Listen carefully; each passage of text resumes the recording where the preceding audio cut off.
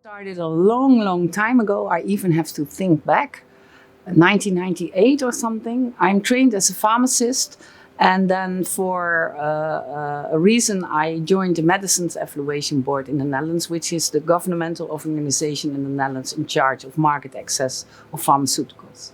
And then after some time I jumped the kind of line that there is between pharmaceuticals and medical technology, and I worked for the Ministry of Health in the Netherlands, responsible for policy for medical devices.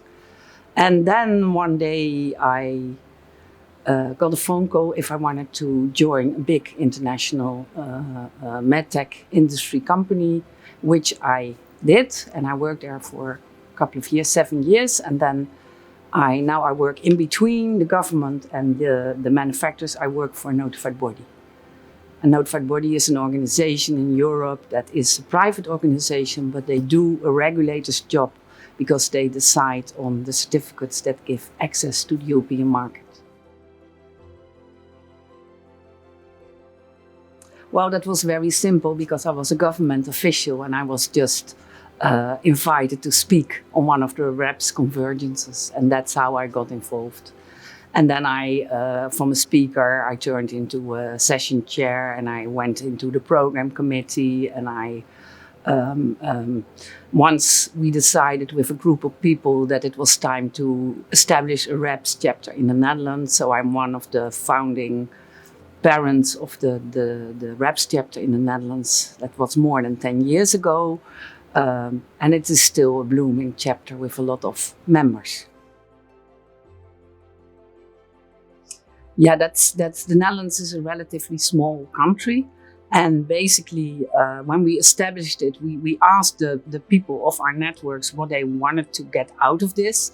And there were at that time 2 wishes. It should be in Dutch, our local language.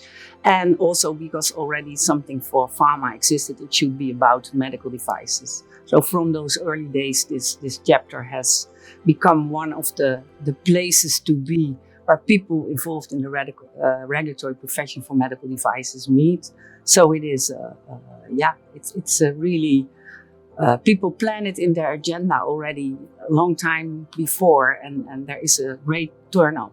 And of course, I'm now no longer in the board of that chapter, but the people who have succeeded me still run this chapter more or less in the same style.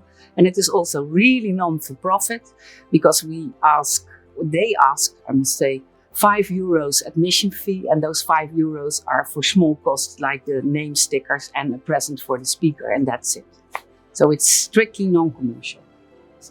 So it's not the same every year, it evolves. What are the topics? And we have sessions at beginners level, we have some pre-conference workshops, we have also intermediate sessions, so the level varies. And we also have some activities for newcomers that they can easily liaise with the more experienced people. Yes, I would really advise, if you are in regulatory and you want to make progress, to attend one of those Euro convergences. Yes, definitely.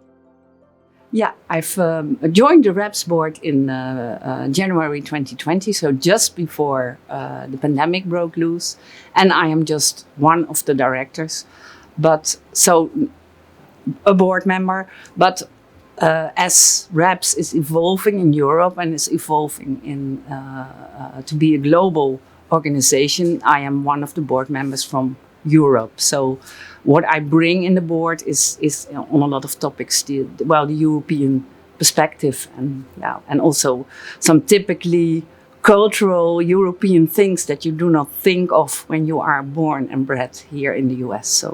So that is, I'm just one of the board members, but that is more or less my special role is too much, but the special perspective that I bring.